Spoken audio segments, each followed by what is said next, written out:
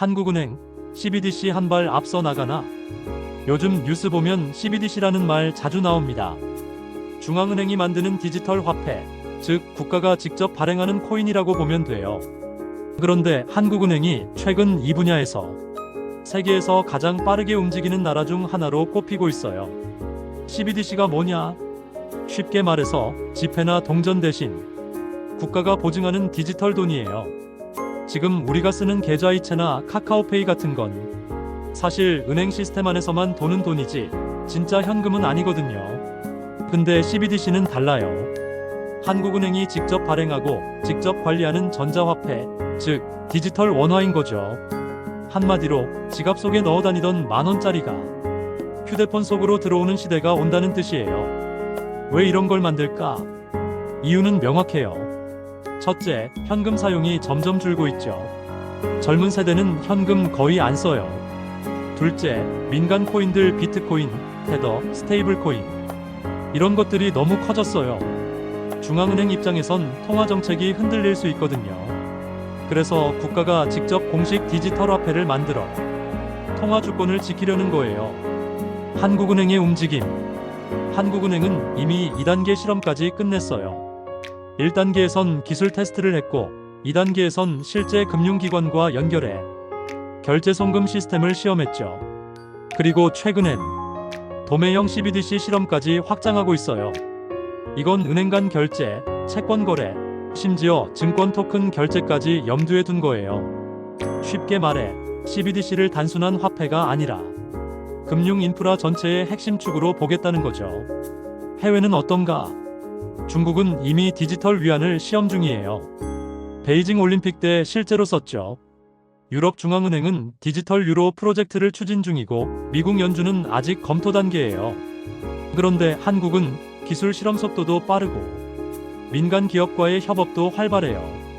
특히 카카오, LG CNS 같은 기업들이 CBDC 기술 파트너로 들어와 있어요. 즉, 기술 금융 제도 세 가지가 동시에 굴러가고 있는 거죠. CBDC가 도입되면 뭐가 달라질까? 첫째, 송금이 빨라집니다. 지금은 은행 끼고 이체하면 수수료도 있고 시간도 걸리죠. CBDC는 중앙은행 시스템에서 바로 전송되니까 거래 속도는 거의 즉시, 수수료는 거의 0에 가까워져요. 둘째, 복지 정책도 바뀝니다. 예를 들어 정부가 재난지원금을 줄 때 CBDC로 바로 지급하면 누가 받았는지 어디에 썼는지가 다 기록돼요. 효율은 좋아지지만 동시에 감시의 눈도 강해진다는 뜻이에요. 셋째, 현금 없는 사회가 더 빨리 옵니다. 이건 편리하지만 현금을 쓰던 세대, 즉 6070대에겐 적응이 쉽지 않을 수도 있어요. 그럼 문제는 없을까? 물론 있죠. 첫째, 프라이버시 문제. CBDC는 모든 거래가 중앙은행 서버에 기록돼요. 투명성이 장점이지만 누가 언제 어디서 얼마를 썼는지도 다 추적 가능하다는 뜻이에요.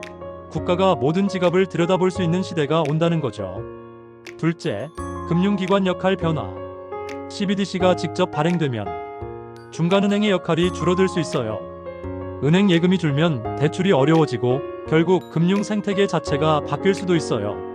셋째, 사이버 보안 문제. 이건 핵심이에요. 해킹 한 번이면 국가화폐 시스템이 마비될 수 있어요. 그래서 한국은행은 지금 오프라인 결제 기능까지 연구 중이에요. 인터넷이 끊겨도 쓸 수 있게 만드는 거죠. 한국은행이 한 발 앞서가는 이유.